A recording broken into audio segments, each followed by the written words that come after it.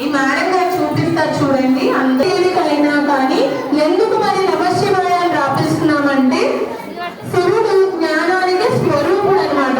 మన పిల్లలకి జ్ఞానం ఎవరు ఇవ్వాలి అని అంటే శివుడు. అందుకని నమశివాయ సిద్ధం, అందరం సిద్ధంగా ఉన్న నమః అని రాస్తున్నాం. దీని అర్థం సో అందరూ శ్రీ అని మొదటగా రాపించి పిల్లలతో ఓం అని నమశివాయ అని రాసి కింద సిద్ధం నమః అని రాపించండి. ఆ తర్వాత 3 సార్లు ఆ బియ్యం మీద రాపించడం అయిన తర్వాత మీకు ఇచ్చిన పలక మీద కూడా మన పిల్లలతో ముందు మీరు రాసి తర్వాత 3 సార్లు పిల్లలతో దిద్దించండి. ముందు మీరు రాసి పలక మీద తర్వాత పిల్లలకు దిద్దించండి. ఓం శ్రీ నమశివాయ సిద్ధం నమః. అందరూ చెప్తామండి ఒకసారి. ఓం నమశివాయ. పిల్లలందరూ కూడా చెప్పాలి. ఓం నమశివాయ సిద్ధం నమః. ఓం నమశివాయ సిద్ధం నమః. ఓం నమశివాయ సిద్ధం నమః.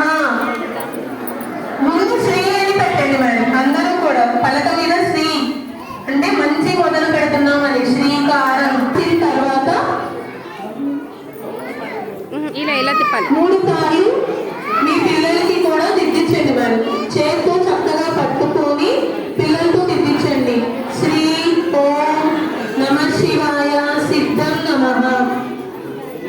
శ్రీ ఓం నమశివాయ సిద్ధం నమః.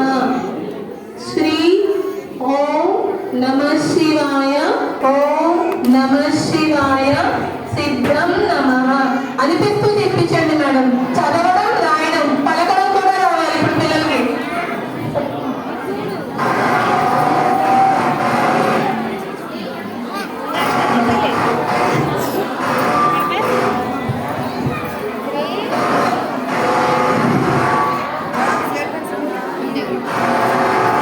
అందరూ రాయడం అయిందా అండి?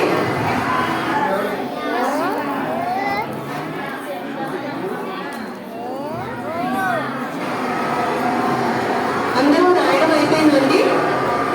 3 సార్లు రాపించారు అందరూ కూడా. ఓం నమః శివాయ సిద్ధం